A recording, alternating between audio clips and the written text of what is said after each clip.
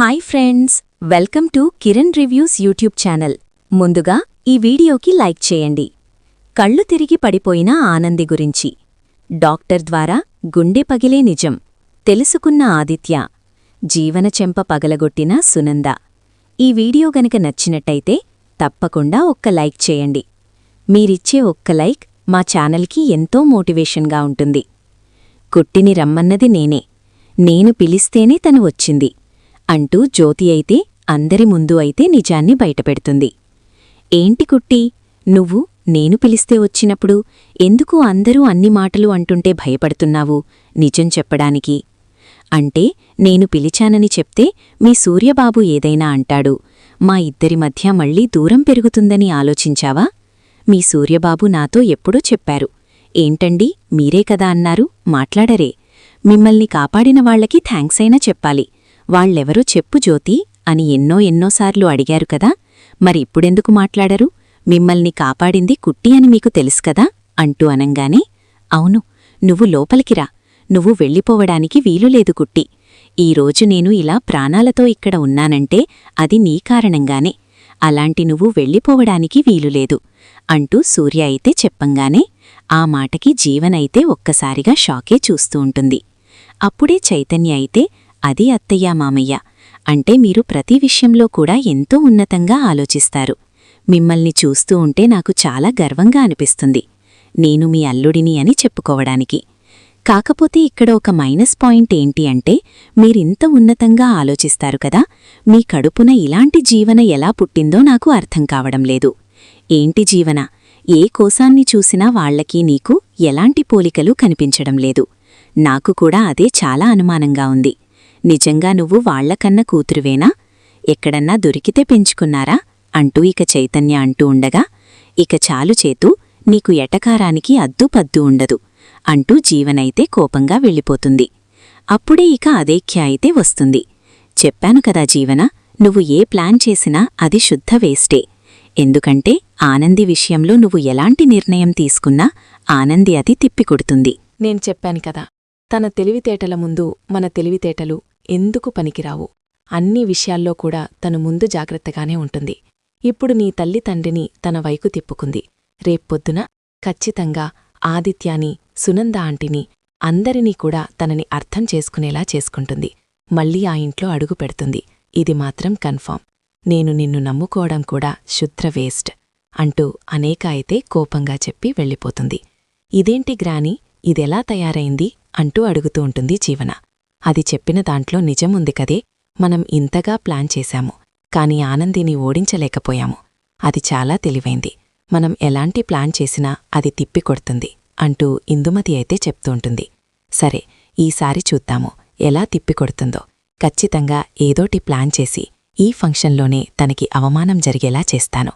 తను ఈ ఫంక్షన్లోంచి ఏడుస్తూ వెళ్ళిపోయేలా చేస్తాను అంటూ జీవన అయితే ఇక చెప్తూ ఉంటుంది. ఇంతలో ఇక పార్టీ అయితే స్టార్ట్ చేస్తారు. ఇక పార్టీ మొదలవ్వంగానే అందరూ కూడా చాలా హ్యాపీగా, ఎంతో సంతోషంగా మాట్లాడుకుంటూ ఎంతో సరదాగా పార్టీ అయితే జరుపుకుంటూ ఉంటారు. ఇక జ్యోతి, సూర్య ఇద్దరూ కూడా అందరినీ కూడా రిసీవ్ చేసుకుంటూ ఎంతో ఆనందంగా మాట్లాడుతూ ఉంటారు. అదంతా చూసిన ఆనంది అయితే చాలా సంతోషపడుతూ ఉంటుంది. మీ ఇద్దరూ ఎప్పటికీ ఇలాగే కలిసి ఉండాలి. మీ ఇద్దరికీ నా శివయ్య ఆశీస్సులు ఎప్పుడూ తోడుగా ఉండాలి. మీ ఇద్దరి మధ్య ఎలాంటి గొడవలు కాని, ఎలాంటి సమస్యలు కాని రాకూడదు శివయ్య. నాకీరోజు చాలా సంతోషంగా ఉంది శివయ్య. నీ కారణంగా నాకిప్పుడీరోజు ఎంతో ఆనందంగా ఉంది. నా తల్లి తండ్రి ఎప్పుడూ ఇంత సంతోషంగా ఉండేలా దీవించు అంటూ ఇక ఆనంది అయితే ఎంతగానో సంతోషపడిపోతూ ఉంటుంది. ఇంతలో ఆదిత్య అయితే ఆలోచిస్తూ ఉంటాడు. ఆనంది ప్రతి విషయంలో కూడా ఎలాంటి తప్పు చెయ్యదే, కాని పెళ్లి విషయంలో ఎందుకు తప్పు చేసిందో అర్థం కావడం లేదు. నీలాంటి మంచి భార్యని దూరం చేసుకునే పరిస్థితి కల్పించావు. నిన్ను చూసినప్పుడల్లా మనిద్దరి మధ్య ఉన్న బంధం గుర్తుకొస్తుంది. మనిద్దరి మధ్య ఉన్న జ్ఞాపకాలు అవన్నీ కూడా నన్ను వెంటాడుతూనే ఉన్నాయి. నిన్ను దూరం చేసుకుని బ్రతకడము అంటే నాకొక నరక యాతనగా ఉంది. ఎందుకానంది ఇంత పెద్ద శిక్ష వేశావు? నువ్వు చేసిన తప్పుకి నువ్వు బాధపడడమే కాదు, నన్ను కూడా బాధపెడుతూనే ఉన్నావు. నిన్ను ఎంతగా ప్రేమించానంటే నిన్ను చూడకుండా ఉండలేను, నీతో మాట్లాడకుండా అసలు ఉండలేను. అసలు నువ్వు లేకుండా బ్రతికేలేను అన్నట్టు నన్నంతగా ప్రేమించేలా చేశావు. ఇప్పుడు మాత్రం నాకు దూరంగా వెళ్ళిపోయావు. ఎందుకు? నువ్వు తీసుకున్న ఒకే ఒక్క నిర్ణయం వల్ల మన జీవితాలే తలకిందులైపోయాయి. నాకు జీవితాంతం మూయలేని భారాన్ని మిరిజావు అంటూ ఆదిత్య అయితే తన మనసులో అనుకుంటూ చాలా బాధపడుతూ ఉంటాడు. ఇంతలో అప్పుడే ఆనంది అయితే అందరూ చూస్తుండగానే అక్కడికక్కడే కళ్ళు తిరిగైతే పడిపోతుంది. ఆనంది కళ్ళు తిరిగి పడిపోవడంతో అప్పుడే ఆదిత్య అయితే కంగారుగా ఆనంది, ఏమైంది ఆనంది అంటూ ఒక్కసారిగా తన చేతుల్లోకి తీసుకుని కంగారు పడుతూ ఉంటాడు. వెంటనే కంగారు పడుతూ డాక్టర్కైతే కాల్ చేస్తాడు. ఇక డాక్టర్ అయితే రాగానే ఆనందినైతే చెకప్ చేస్తారు. ఇంతలో అప్పుడే ఆదిత్య అయితే చాలా కంగారు పడుతూ, ఏమైంది డాక్టర్? తనకేం జరిగింది? తనకేదైనా జరిగితే నేను భరించలేను, తను లేకుండా బ్రతకలేను అంటూ ఆదిత్య అయితే కన్నీళ్లు పెట్టుకుంటూ చెప్తూ ఉండంగా అది చూసిన సునంద అయితే తను చేసిన తప్పుని అర్థం చేసుకుంటుంది. ఆదిత్య మనసులో ఆనంది ఇంతగా ముద్రపడిపోయింది.